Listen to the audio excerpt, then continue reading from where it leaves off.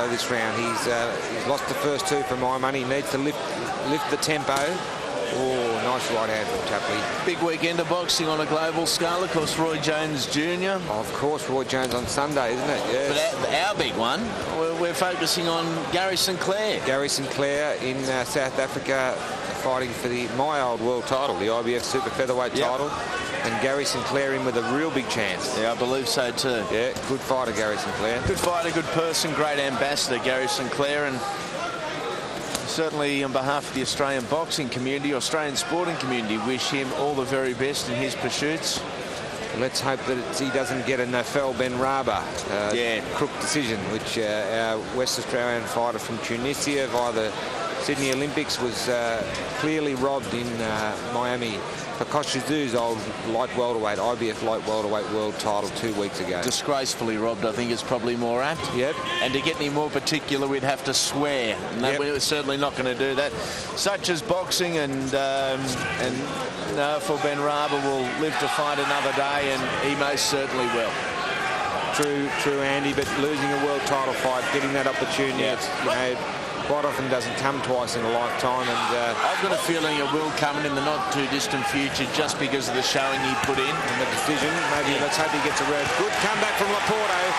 The two-handed punching from Laporto. This is certainly heating up late in round number 3. Both men have used a lot of energy in this round. Pressure has been constant from both men. Been boxed in a good spirit too. Towards the end of that round, Frank Laporto had more success. Early doors, the first 2 minutes, he was outboxed. Maybe we just saw the start of a change of pace. Where's the other towel? You can't sit on him, all right? You've got to keep moving. Yeah. So he just folds it over, and if you're standing, it's going to land. Okay. All right? You're boxing well. He's only landed, I think he's probably lucky he's landing 3 shots. Back to the boxing, all right? More water. Yeah, all right. Take your time. He puts his head down, he's got it right up. All right?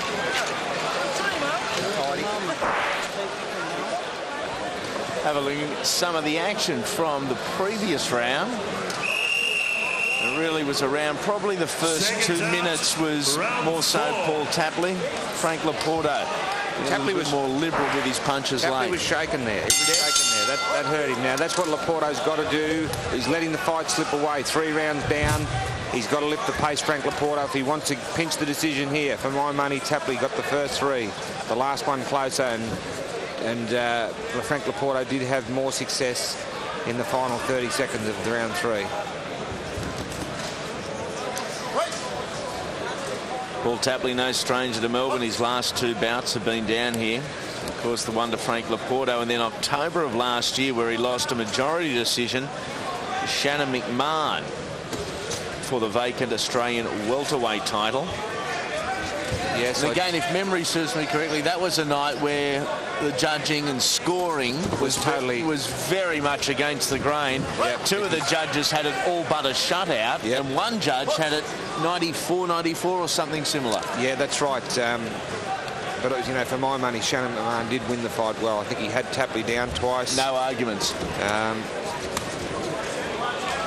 Yeah, there was some strange. There was one of the judges, I won't mention who it was, but I don't know what fight he was watching that night. A little bit different.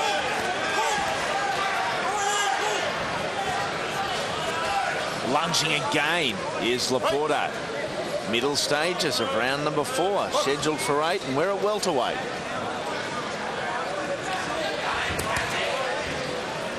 Getting a bit messy up there. Just a little bit of desperation, a little bit of urgency starting to creep into this one. Frank Laporto needs to let his punches go. There's a good right hand. Tapley chin. Tapley grabs hold of him. Again, didn't have the necessary power because he was completely off balance. His weight transfer was again poor. He was basically in the air when he landed the right hand, lunging forward with it. It was a clean shot, but you're totally correct there, Andy.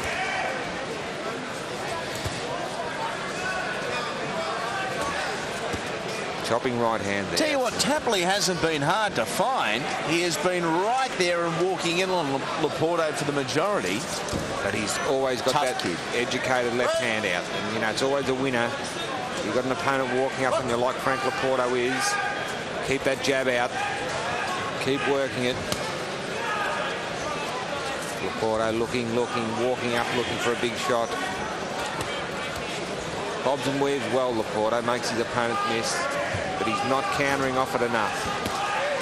Barry, as we close in on the end of round number 4, neither guy is visibly scarred or has been jolted too much. There's no great deal of swelling or marking under either eye. No, it's a willing contest. Most of the shots, I mean, for my money, Laporto's the heavier puncher. Tapley's the kneader, landing the kneader clean shots. But not a great deal of bombs landing from either boy. Don't think Frank Laporto's happy with himself as he goes back to the red corner. And looking a little bit tight, shaking his head, always a bad sign.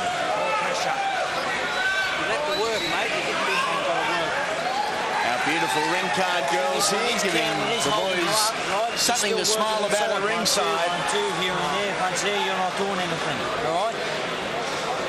Frank, this is round 4. We've got 3 to go after this. 4, 6, 7, 8, 9. Let's go. Let's step it up now. Got to put more pressure on it. You can do it. All right, mate. Double your jabs. Lift them up the middle. Left hook. You've got to lift the work rate down, mate. Okay? Come on, Frank. Let's do it, mate. Okay? On the fitness is there, mate. Go. Come on, Frank. Fitness is there, mate. I agree with the honest approach of the Laporto corner. Yep. Sometimes you see cornermen say, I think you may have done this. You possibly could have done that. They were quite, pardon the pun, frank in their assessment of Frank Laporto. Yep. That you've got to win the next 4 rounds. Yeah, exactly. He's got to get up. He's got to do more. He needs to put on pressure, throw more punches. Tapley boxing, a very good fight at the moment.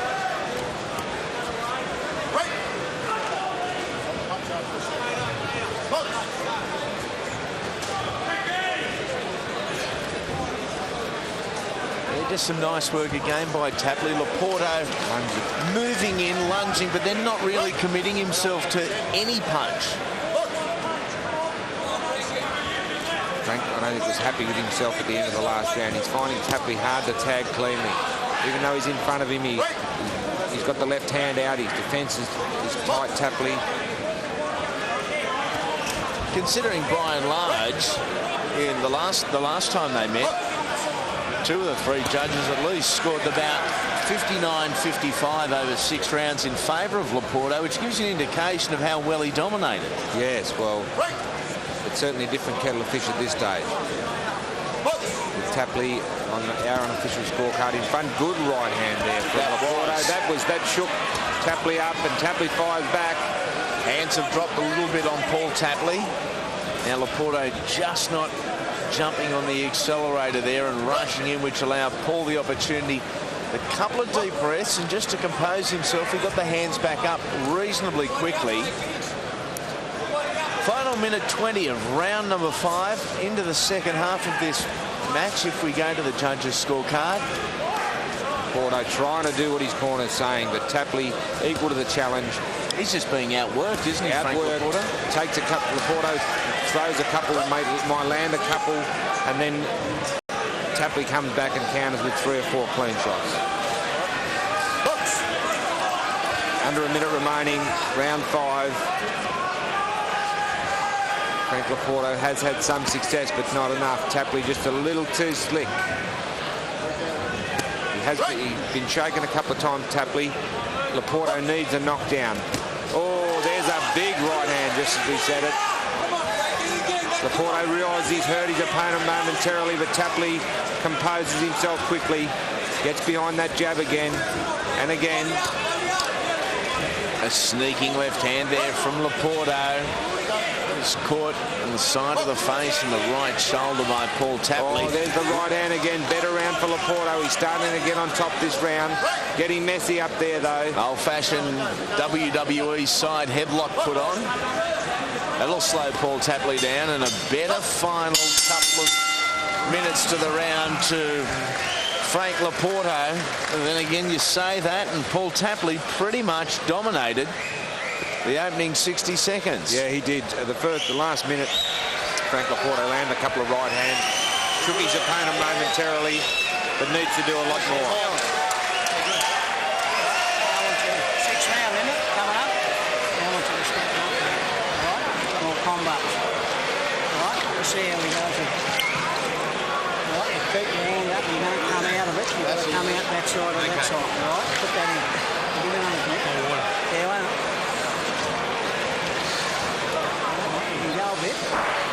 You get the sense that the shift has just begun in this welterweight contest.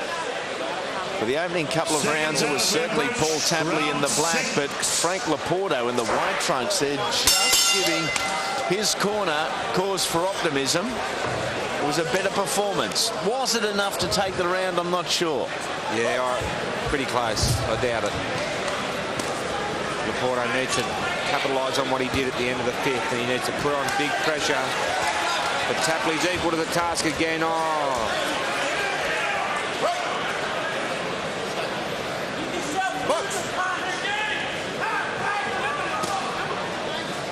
I think it may well come down to, in these final 3 rounds, Tapley's durability up against the fitness of Frank Laporto.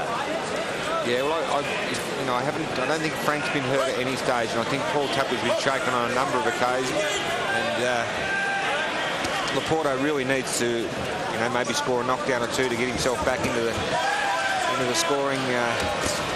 Get closer on the scorecards for my money, but of course that's unofficial. But he's trying desperately here, and Paul Tapley hanging on there as Laporto goes to the body.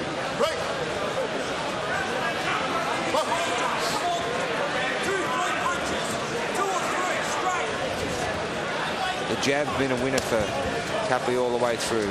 And maintains a very sound upper body defence, doesn't he, Tapley? As they open up on each other in the neutral corner. Laporto looking to spin Paul Tapley around. Tapley was happy to keep him in the corner there. And did exchange some heavy blows himself there. Laporto caught the Queenslander that time with an overhand right. Sure did. Unable to follow up because the 2 men involved in a clinch. It's a clever fighter, Paul Tapley. When he's hurt, he'll grab hold of his opponent, just give himself that second to clear his head. Then he comes back, I said, with that educated jab. There it is again and again. Not heavy punches. Caught with an uppercut there was Paul Tapley. He's hurt. And Laporto bombing with both hands. This is the Frank Laporto the crowd love to see. Coming in like Rocky Graziano, swinging the big right hand, trying to chop the tree down. Just looking up at Paul Tapley from our commentary position, he seems to have shaken the cobwebs out relatively well. Yeah. He looks sturdy on his feet, but that was a great uppercut. The most telling punch of the bout so far came from Frank Laporto. It rattled his opponent, but it doesn't appear Laporto could maintain the pressure. Laporto desperately trying to land that big right hand of his, but Tapley, as I said, equal to the task. Comes back with that jab again. Been a winner for him all night. Just a little snap. And they've got to be influencing the judges' scorecards. And when in a neutral position, rarely has Paul Tapley been beat to the first punch, allowing him the ascendancy in any grapple situation or in any combination situation. Let's go into the red corner. Listen, mate, it's a better round. You're working yourself into it now. Come on. It's a better round. But you've got to listen to me. Can you hear me call from the side? You've got to do what I say because I can see the punches, mate. All right? If I say to do something, just do it. All right? Do it. You got him straight up the centre. You didn't follow with a left hook. Okay?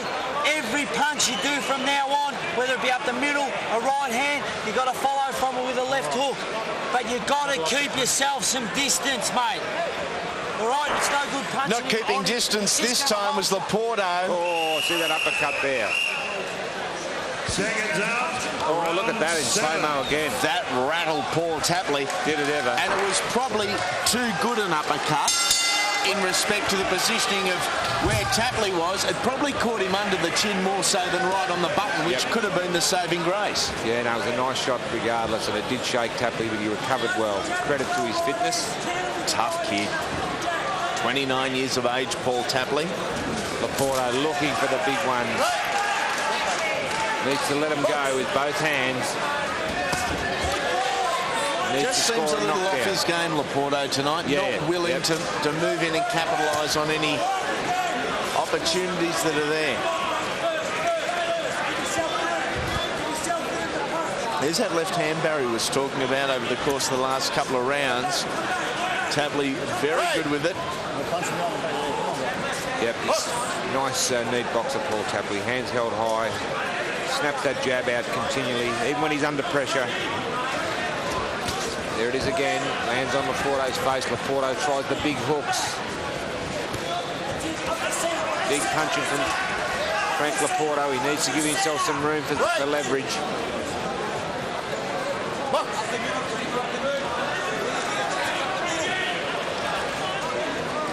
Laporto still looks very fresh-faced, despite the fact he's been hit repeatedly with that left hand. A couple of telling right shots, but nothing of note. Yep.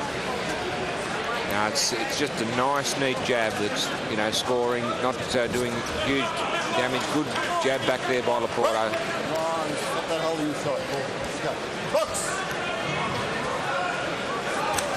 Good jab from Laporto. Stiff jab from Laporto. And again. Yeah, he's going better these last couple of rounds. It's round 7. Could be a good right hand from Laporto. He's got Tapley on the back foot. A better round for Laporto, landing big punches. And again, chopping right hand. Wild left hook from Laporto as he does a 360 spin. Tapley accommodating anything Frank Laporto wants to bring. Tapley's smart. He jabs and grabs. Tapley has a reasonable record, but has been beaten by some of the best in his division. We talk about Lee Purcell, Ty Allen twice, Matty Shaw, Shannon McMahon. That's a good list of guys that he's dropped decisions to. Yep. He's been in the better fighters in the division in the country, in the welterweight division.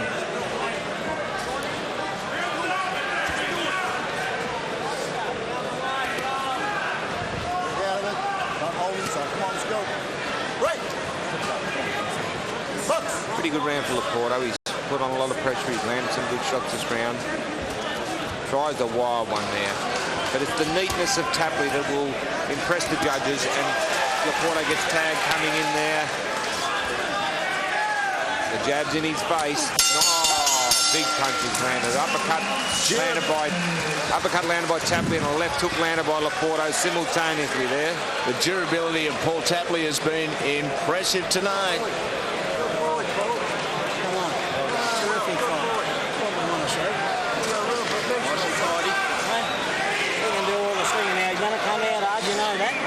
Keep moving and box. All right?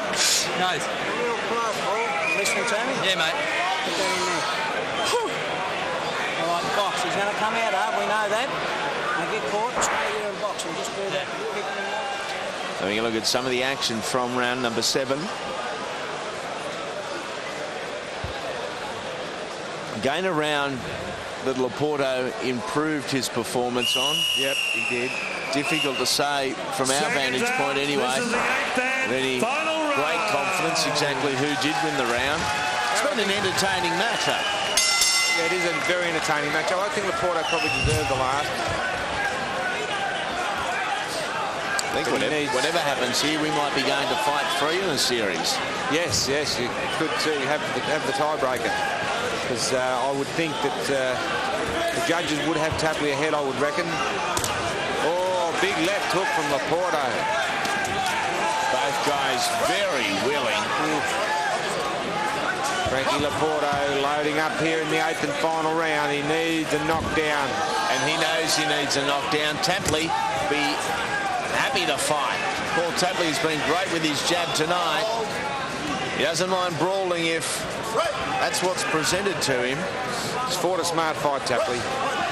You talk about the possibility of these two guys going for a third fight. Isn't that winding back the clock to some of the great series in Australian boxing from yesteryear? Sure is. There's been some great trilogies over the years, and these guys, I think, will probably shape up for a third bout for the tiebreaker, because for my money, although Laporto's landed some good shots here, I think he's been outboxed for most of the fight. Yeah. I think he knows it too. Frank is desperate to land the big shots. Minute 36 left of the last round. Oh, tries a big right hand. Tapley makes him miss. Count as well. Light punches, but neat. Heavier shots from Laporto. This has been Frank's busiest year to date. His third fight of 2006. The loss to Junior Talipau to start with, and then the win over Paul Tapley at this very venue some 9 weeks ago. Again, good exchange. A heavy exchange. Hasn't been a lot of heavy punches, a lot of telling punches. That little jab again, neat jab. Makes Laporto miss widely. Hugely with a left to the body. There's the jab again. Paul Tapley pretty much, we believe anyway, has to keep the guard up for the remaining 40 seconds, and the decision will go to him. Yeah, look at that, pressured by Frank Laporto, but a perfect illustration of the first 4 rounds of the fight, the left hand of Paul Tapley. Left hand's won the fight for Paul Tapley for my day. Beautiful three jab combination there. And again, jabs and makes Laporto miss with that big right hand. Couple of little taps on the jaw, but still scores. And another couple. His hand speed's impressed me tonight as Paul Tapley. Yeah, he's a clever boxer. He's a good thinker. Defence has been pretty tight. He's taken some good shots. Been shaken on a few occasions by the heavier hitting Frank Laporto. A very good fight. Good sportsmanship by the boys. Two men smile as soon as the bell sounds. They enjoyed their work at the office tonight. Why wouldn't they? They get a good applause from a great crowd here at Fort Knox. It is pretty much standing room only. Thank you, Andy. Is it redemption or not? We have a split decision after 8 rounds of boxing.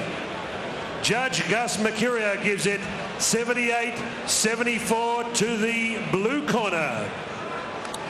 Judge Anika Williams saw it the other way. She gave it 77-75 to the red corner.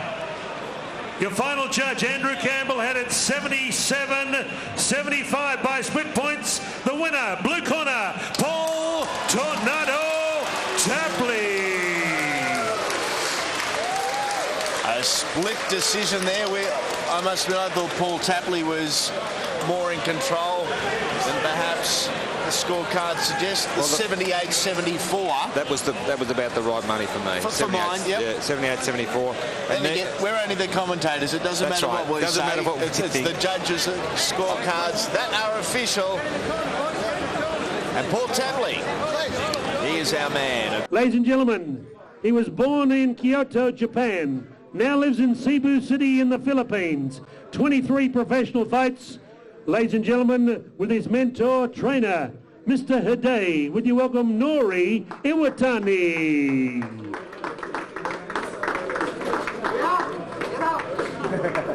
Nori!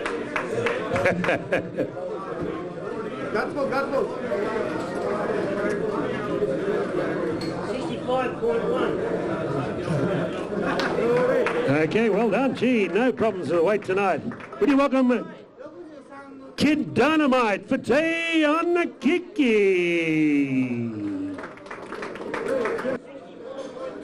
64.2. And in our semi-main event tomorrow night, 8 rounds of boxing, we welcome back the All-African, Nigerian and former Commonwealth champion, Kid Dynamite, Fatai. Welcome back, and you like Australia?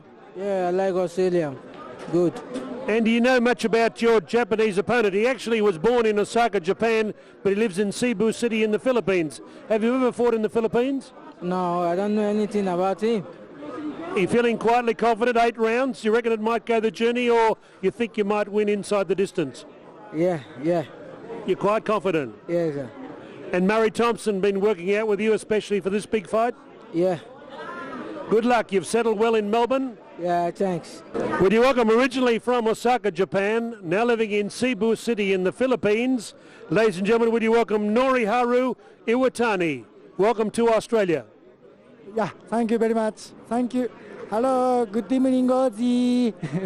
Now, your opponent is here tonight, Fatai Onikeke from Nigeria. Yeah, I know. And he is a former Commonwealth champion. Only one loss.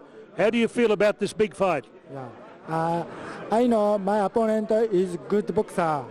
Me also good boxer. I hope tomorrow bout very good fight. Good luck to you. Thank you very much. Here we go, our international junior welterweight semi-main event for the evening. Originally from Japan, now resides in the Philippines with Tomitaka Mizano in his corner tonight from the ALA boxing gym in Cebu City. It is Noriharu Iwutani. I actually have not so fond memories of Cebu City. I fought there in 1976 at about 21 years of age and was heavily favoured to beat an experienced guy called Nini Jun. And he thumbed me in the eye in the first round, closed my eye, but I lost a 10-round decision. And I came in at 9 stone 2.5, probably the lightest I ever got to. And but he dead set beat me because I fought with one eye right and I lasted the 10 rounds until it burst in the 9th. But other than that, I had a good time in the Philippines. This is where theatre meets sport from Knox, born in Nigeria. It's a long way to Blackburn in suburban Melbourne from his original place of birth, the Kid Dynamite, Fatai Onikeke, pro boxer slash personal trainer. The Nigerian drums beating in the distance. Very impressive young man. He's enjoying the Australian way of life and the culture.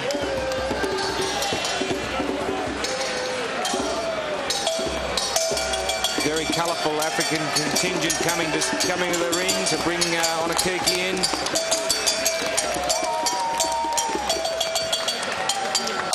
Had a good amateur career.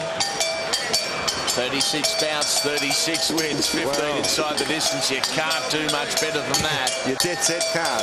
Won the vacant Nigerian welterweight title. His only loss was the Commonwealth welterweight title, and that was going back 18 months. Ghana. Yep, and that was a TKO in the 12th and the 8th of the 12th round to Joshua Akini. Very impressive. The crowd is enjoying the theatre as well. This man on screen at the moment, Onikeke, Fatai Onikeke, was the welterweight champion of the Commonwealth, but for my money, light welterweight, he's small in stature, light welterweight, he's strong, and he's a dangerous puncher. Let's go to Howard Lee. Thank you, Andy Raymond. Welcome back to Centre Ring for our semi-main event on Fox Sports. Truly international junior welterweight, 8 rounds of boxing, the scheduled journey. Ladies and gentlemen, introducing first on my left, occupying the red corner with Justin Footet, joining Tomitaka Mizano. This young fighter born in Kyoto, Japan, now based in Cebu City in the Philippines. At 31 years of age, 22 fights, 9 wins, 9 losses, 4 draws, 6 wins coming by way of knockout. Wearing black trunks with a touch of red and white.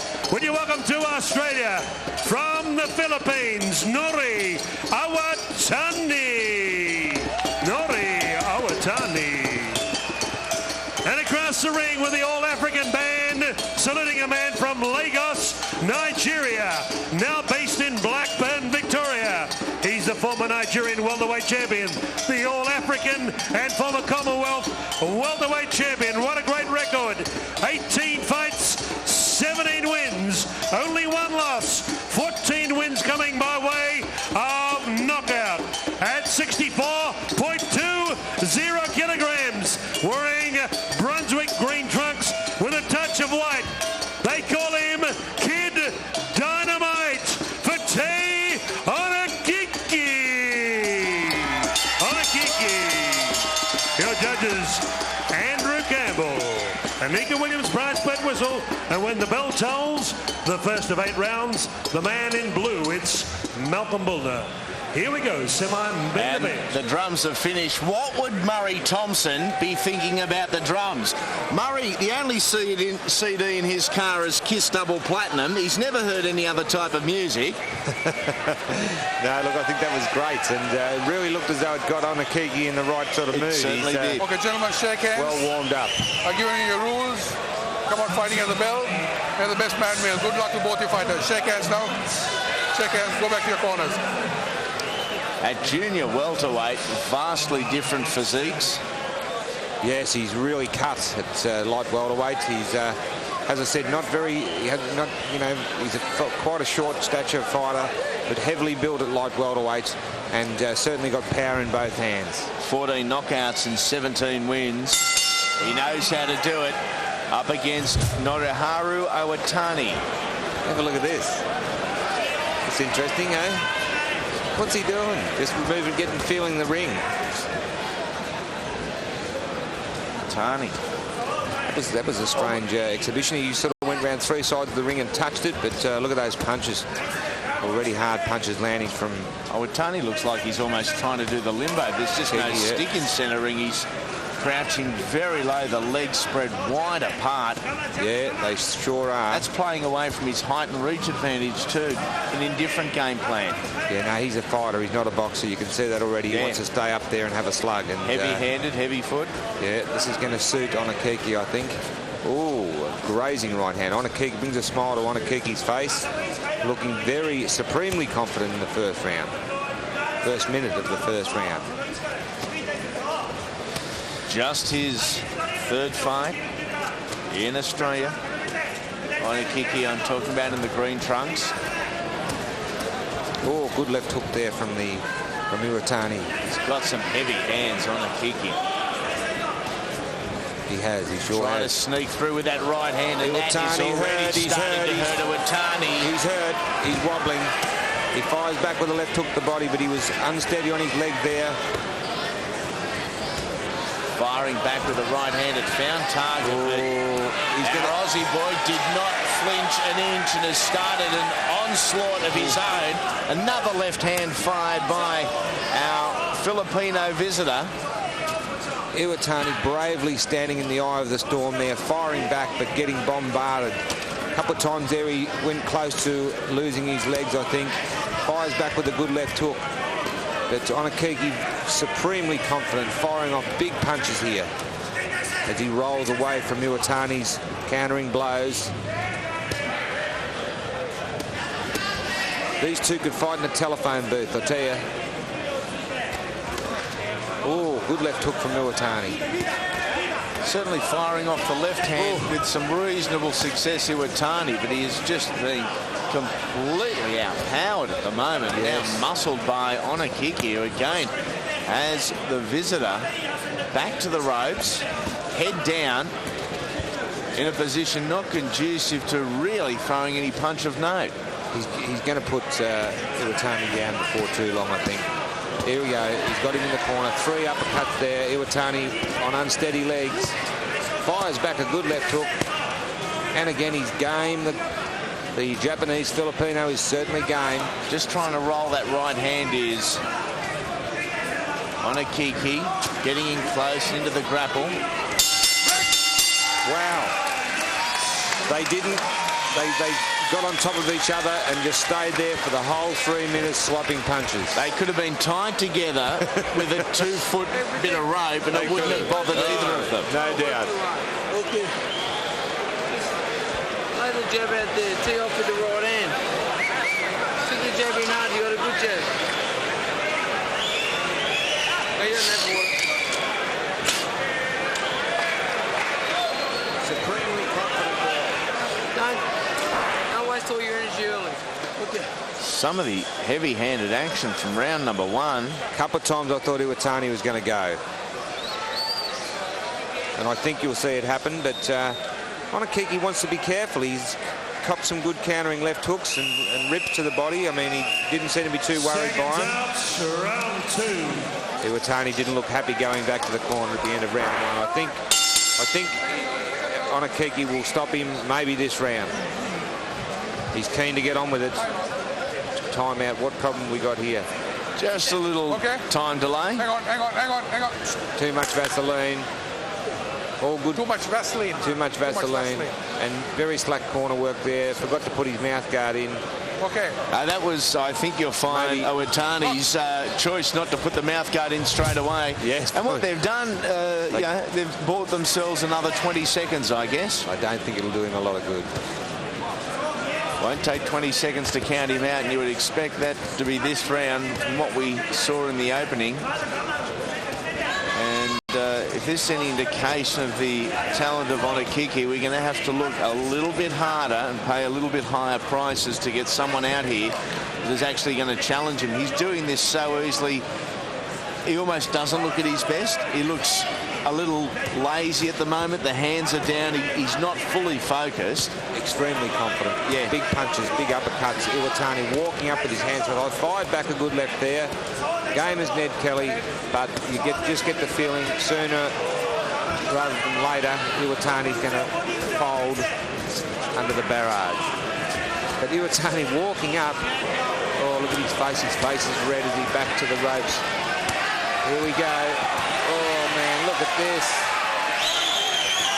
Iwutani punches from Onikeke. He's wobbling. Oh, look, he's bleeding as well. His face is covered in blood, mask of blood. Iwutani, the game. Japanese Filipino, not far. Malcolm Bulner having a look at it. Oh, vicious stiff left hand here. He's soaking up punishment. Fires back. How game is he? Fires back with 70 seconds remaining in the round. He wants to fight. He doesn't want Malcolm Bulner to step in between the two men. Oh, he's so game. He must have a cut. He's got blood all over his face. All over his face, all over the gloves. Malcolm Bulner having a long, hard look. The cut has attracted the attention of our fight doctors sitting just to the side of us. Oh, man, look, Dr. blood John everywhere. Jury. Onikeke continues his assault. 40 seconds remaining in this round number 2.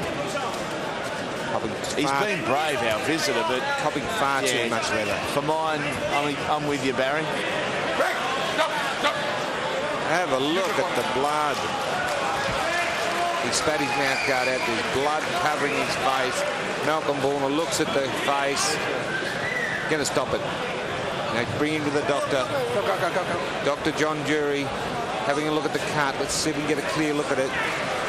Just check that. Oh, where are we? Where is it? I'll get a towel off you. You're right. Can't see where the cut is at the moment. The cornerman, Dr. John Jury, very casually goes to the corner. No rush. Dr. John With the towel. experienced. Having a look now. Trying to establish it's over the eye, and I think it's under the brow. They're having trouble finding it. It's hard to see through all the blood. It's a bad cut. End of story. Fight's over. No.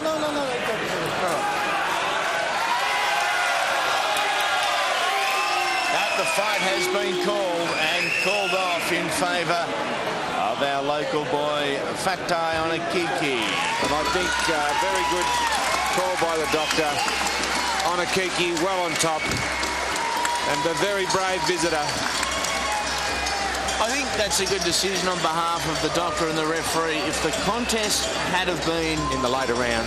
in the later rounds, or still in round 2 but close, give the guy the benefit of the doubt and carry on. As it was, He was just copping too much. he was copping too much. The fight wasn't going to go another round, you wouldn't think, from what we'd seen. Yep. And it Did the right thing. boxers' safety is first. Is paramount. Yeah, of course it is, as it should be. Yep. So a good victory number 18 in the career of Fatai Onikeke. 15 by stoppage. 15 by stoppage now, and certainly a boxer we'd like to see a lot more of. He gave us an indication of what talent he has. We certainly didn't see the best of it tonight, but I would be very interested to see more. For sure, he's strong, he's awkward. He's short in stature for a He's only a little fella, isn't he? He's a little fella, but it's going to be interesting to see when he's against a good mover that can maybe stay away from that up-close stuff. But he throws punches with bad intentions. And and keeps throwing them. He throws lots of punches. Pretty untidy at times, but certainly did it with relative ease. Looks as though he wants to do a bit more. Our victor, Fatai Onikeke. Let's go centre ring to Howard Lee. Thank you, Andy. After 2 minutes, 36 seconds of round 2, referee Malcolm Bullner, in consultation with our ringside physician, Dr. John Jury, stopped the contest. Your winner, Fatai Onikeke. Dr. John, what transpired there? Well, mate, when I had a look at it, the cut was up right on his... Which eye? On his, whichever eye it was. Left eye? It's one I couldn't see from the side. His right eye. It was up under the fold of the eyelid, and it went right back into the fold, and it opened out, and another couple of punches could have done serious damage to his eyes. So, the time had come to stop the fight. Okay, thank you, Dr. John Jury. Right decision made. Right decision made there by Dr. John Jury.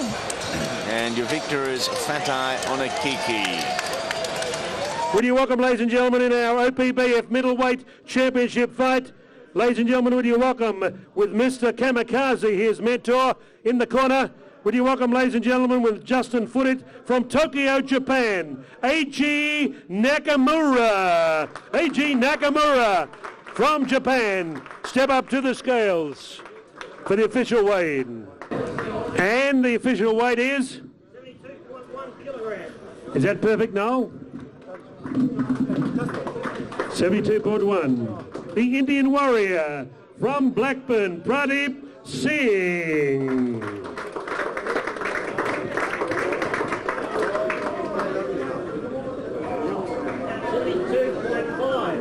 Beautifully done. 72.5 and 72.10. And in our main event, it's for the OPBF Middleweight Championship. 2 fighters destined for World Championship honours. And we welcome, ladies and gentlemen, Mr. Yoshi. Welcome to you. You're meeting Pradeep Singh from Australia. Tell us about your fighter. Oh, he's very, very strong boy, tough boy, and he's Eiji Nakamura, my boy. He's from Osaka? Yes, Osaka. And what's your feeling? Have you seen the Aussie boy in action? Yeah, he will be until knock him out until 7 rounds. Yeah, it's okay. So you predict Nakamura can knock him out in 7 rounds? Yeah. Good. Good luck. Good luck to our Japanese fighter, Nakamura. Pradeep, Nakamura from Japan. He looks a pretty accomplished fighter, so you'll have to be on your best behaviour tomorrow night, so to speak. I'll try my best. I have done lots of hard work for this fight, and I'm really fit and confident for tomorrow. It's on the world stage. It's going around Australia. People will have an opportunity of seeing what a great fighter you are in world terms. So can you make a prediction? He says that Nakamura says he reckons he can stop you in 7 rounds. Do you want to make a prediction? Points win, maybe? 6 round. No, not point. He will not go after 6 round.